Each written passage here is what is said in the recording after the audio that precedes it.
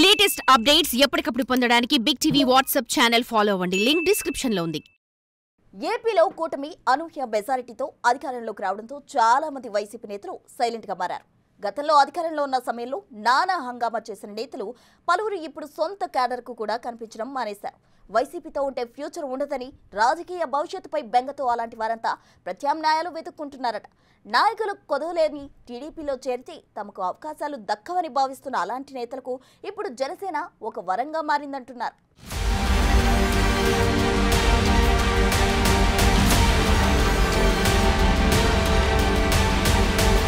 వైసీపీలోని కొందరు ముఖ్య నేతలు తొందరలోని పార్టీని వీడడానికి ప్రయత్నాలు చేసుకుంటున్నారట. జనసేనలో చేరడానికి ఏపీ డిప్యూటీ సీఎం పవన్ కళ్యాణ్తో తెగ రాయబారాలు నడిపిస్తున్నారని తెలుస్తోంది. కొందరు నేతలైతే ఏకంగా మెగాస్టార్ చిరంజీవితో రికమెండేషన్లు కూడా చేయించుకుంటున్నారని జనసేన సర్కిల్లో గుసగుసలు వినిపిస్తున్నాయి. అన్నీ అనుకున్నట్లు కుదిరితే అతి కొద్ది రోజుల్లోనే కొందరు కీలక నేతలు జనసేన కండువ కప్పుకోవడం ఖాయంగా కనబడుతుందని ఏపీ పాలిటిక్స్ లో టాక్ నడుస్తోంది.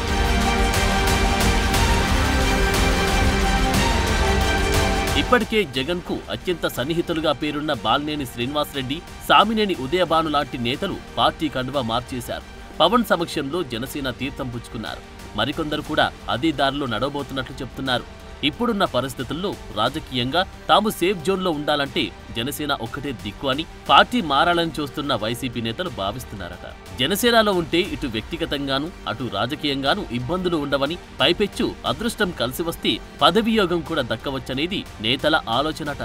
అందుకే ఆలస్యం చేయకుండా పార్టీ మారాలని తాపత్రయపడుతున్నారట. గతంలో వైసీపీ ప్రభుత్వంలో తమ వల్ల ఇబ్బందులు పడ్డ టీడీపీ నేతలు ఎలాగూ ఆ పార్టీలోకి రానివ్వరని, అందుకే జనసేన అయితే కరెక్ట్ అని మెజార్టీ నేతలు భావిస్తున్నారు. జనసేనలో నాయకుల కొరత తీవ్రంగా ఉంది. అత్యధిక నియోజకవర్గాల్లో ఆ పార్టీకి అభ్యర్థుల కొరత ఉంది. అందుకే ఆ పార్టీలోకి వెళ్తే రాజకీయంగా ఉపాధి లభించడంతో పాటు చాలా ప్రయోజనాలుంటాయని నేతలు భావిస్తున్నారట. అందుకే జనసేన వైపు వైసీపీ నేతలు చూస్తున్నారని రాజకీయ పరిశీలకుల అంచనా.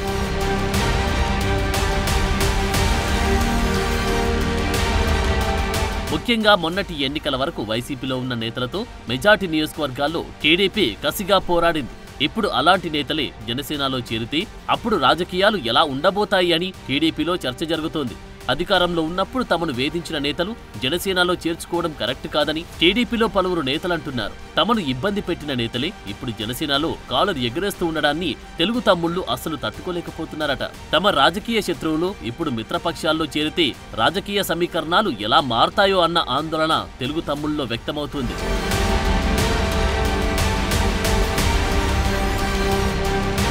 ప్రస్తుతానికి చంద్రబాబు, పవన్ కళ్యాణ్ మధ్య మంచి సంబంధాలున్నాయి. ఇద్దరు సమన్వయంతో కూటమిని సమర్థవంతంగా నడిపిస్తున్నారు. ఇలాంటి పరిస్థితుల్లో టీడీపీని ఇబ్బంది పెట్టిన నేతలను జనసేనలో చేర్చుకుంటే క్యాడర్ నుంచి వ్యతిరేకత వచ్చే అవకాశం లేకపోలేదని విశ్లేషకుల మాట. టీడీపీ నుంచి వస్తున్న సూచనలను జనసేనాని ఎలా తీసుకుంటారు? వైసీపీ నుంచి వస్తున్న వారందరినీ పార్టీలో చేర్చుకుంటారా, లేక ఆయా నియోజకవర్గాల పరిస్థితులను బట్టి పవన్ నిర్ణయం తీసుకుంటారా అన్న చర్చ జనసేనలో జరుగుతుంది. చాలా మంది నేతలు జనసేనలో చేరడానికి సుముఖత చూపిస్తున్నారు. కానీ జనసేన అధినేత మాత్రం కొందరి విషయంలో పునరాలోచన చేస్తున్నట్లు సమాచారం.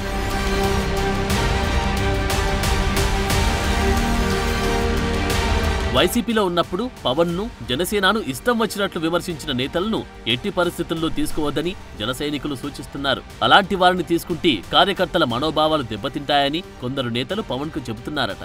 2019 ఎన్నికల్లో జనసేన పార్టీ నుంచి గెలిచిన ఏకైక ఎమ్మెల్యే రాపాక వరప్రసాద్ అధికార వైసీపీలో చేరారు. ఇటీవల జరిగిన ఎన్నికల్లో ఓటమితో తిరిగి సొంత గూటికి చేరాలనుకుంటున్నారట. అయితే రాజోలు మాజీ ఎమ్మెల్యే రాపాక రీఎంట్రీని జన సైనికులు తీవ్రంగా వ్యతిరేకిస్తున్నారు. రాపాక వరప్రసాద్ విషయంలోనే క్యాడర్ అంత సీరియస్ గా ఉంటే ఇక వైసీపీ నుంచి వస్తున్న మిగిలిన నేతల పట్ల ఎలా రియాక్ట్ అవుతారో అని జనసేన ముఖ్య నేతలు చర్చించుకుంటున్నారు.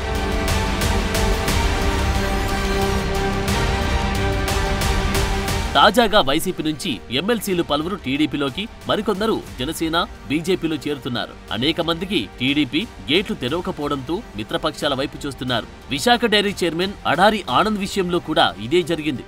ఆనంద్ చేరికని విశాఖ జిల్లా టీడీపీ సీనియర్లు వ్యతిరేకించడంతో ఆయన గత్యంతరం లేక బీజేపీలో చేరారు. దాంతో బీజేపీపై టీడీపీ నేతలు గుర్రుగా ఉన్నారు.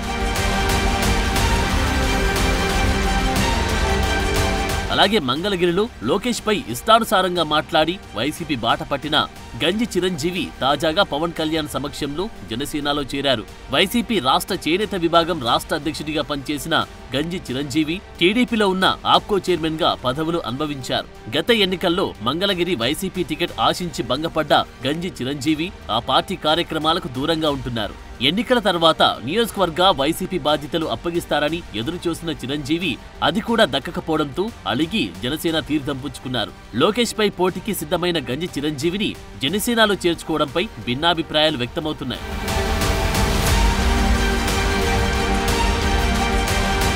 కైకలూరు నియోజకవర్గంలో బలమైన నేతగా ఎదిగిన మాజీ ఎమ్మెల్సీ జయమంగళ వెంకటరమణ రాజకీయ ప్రస్థానం టీడీపీతో ప్రారంభమైంది. బీజేపీ ఎమ్మెల్యే మాజీ మంత్రి కామినేని శ్రీనివాస్ శిష్యుడిగా కైకలూరు జెడ్పీటీసీ సభ్యుడిగా ప్రయాణం ప్రారంభించిన ఆయన అనూహ్యంగా 2009 ఎన్నికల్లో ఎమ్మెల్యే సీటు దక్కించుకొని కామినేనిపై విజయం సాధించారు.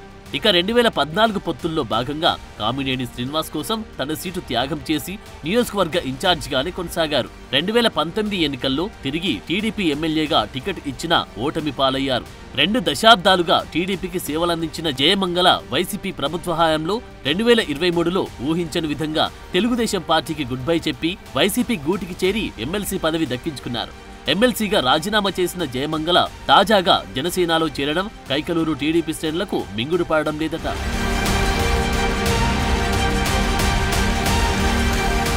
ఏదేమైనా తెలుగుదేశం పార్టీకి ప్రతి నియోజకవర్గంలో ఎమ్మెల్యే స్థాయి అభ్యర్థులు 2-3 ఉండడంతో భవిష్యత్తు ఎన్నికల్లో టీడీపీలో ఉంటే అవకాశం రాదని భావిస్తున్న నేతలు జనసేన బీజేపీ వైపు చూస్తున్నారన్న ప్రచారం జరుగుతోంది.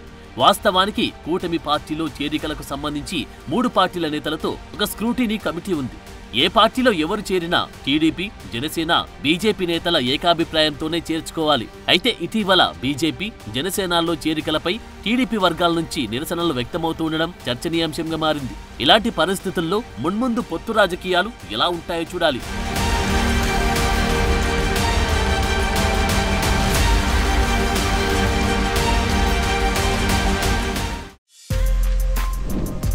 For more videos like this, subscribe Big TV channel.